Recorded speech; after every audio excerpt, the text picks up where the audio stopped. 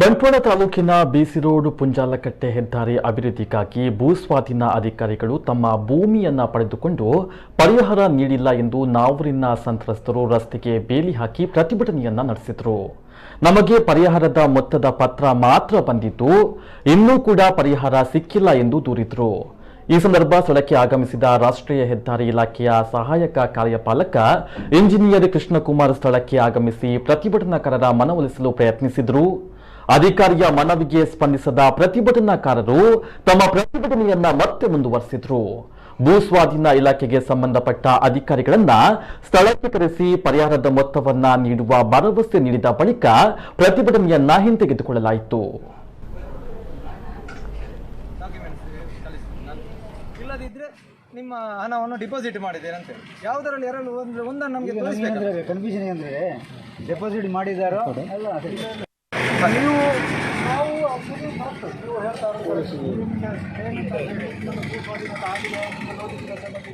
ನಿಮಗೆ ಇಷ್ಟು ಅಮೌಂಟ್ ಬಂತಲ್ಲ ನೋಟಿಸ್ ಬಂದಿದೆ ಆಯಿತಾ. ಅಧಿಕಾರಿಯಾಗಿತ್ತು ಹೌದಾ 30 ಇವತ್ತು ಒಂದು ತಿಂಗಳ ಒಳಗೆ ಹೋಗಿರ್ಬೋದು. ಅದು ನಾನು ಮಾತಾಡೋದು ಕೋವಿಡ್ ಆಗಿರ್ಬೋದು, 1-2 ತಿಂಗಳು.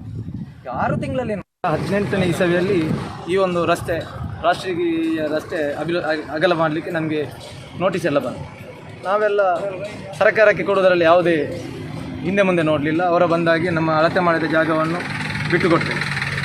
ಮೊನ್ನೆ ಡಿಸೆಂಬರಿಗೆ ನಮಗೆ ನಿಮ್ಮ ಜಾಗದ ಮೊತ್ತ ಇಷ್ಟು ಅಂತೇಳಿ ಅವಾರ್ಡ್ ಕಾಪಿ ಕೊಡ್ತೇವೆ. ಅದು ಅದರ ಪ್ರಕಾರ ಅದು ಕೊಟ್ಟು 1 ತಿಂಗಳೊಳಗೆ ನಮಗೆ ಹಣ ನಮಗೆ ಪಾವತಿ ಆಗಿದೆ. ಅದು ಇವತ್ತಿನವರೆಗೆ ನಮಗೆ ಪಾವತಿ ಆಗಿಲ್ಲ. ಕೇವಲ 1-2-3 ದಿವಸ ಹಿಂದೆ ಒಂದು 10 ಜನರಿಗೆ ಕೊಟ್ಟರು. ಯಾಕೆಂದರೆ ನಾವು ಈ ಬೇಲಿ ಹಾಕುವಂಥ ಒಂದು ಪ್ರಕ್ರಿಯೆ ಮಾಡೋದಕ್ಕಾಗಿ ಅವರು ಕೊಟ್ಟಿದ್ದಾರೆ.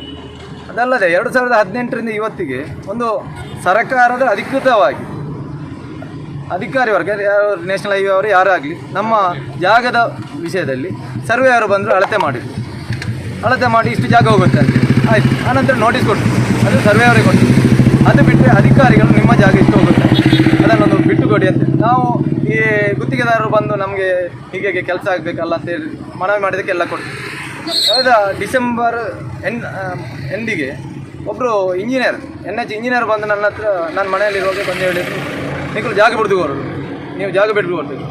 ಅಷ್ಟೊತ್ತಿಗೆ ನಾನು ಹೇಳಿದೆ ಹಾಗೆ ಬಿಟ್ಟು ಕೊಡಲಿಕ್ಕೆ ಆಗೋದಿಲ್ಲ. ಆವಾಗ ನನ್ನ ಇದರಲ್ಲಿ ಭತ್ತ ಕೃಷಿ ಆಗಿತ್ತು.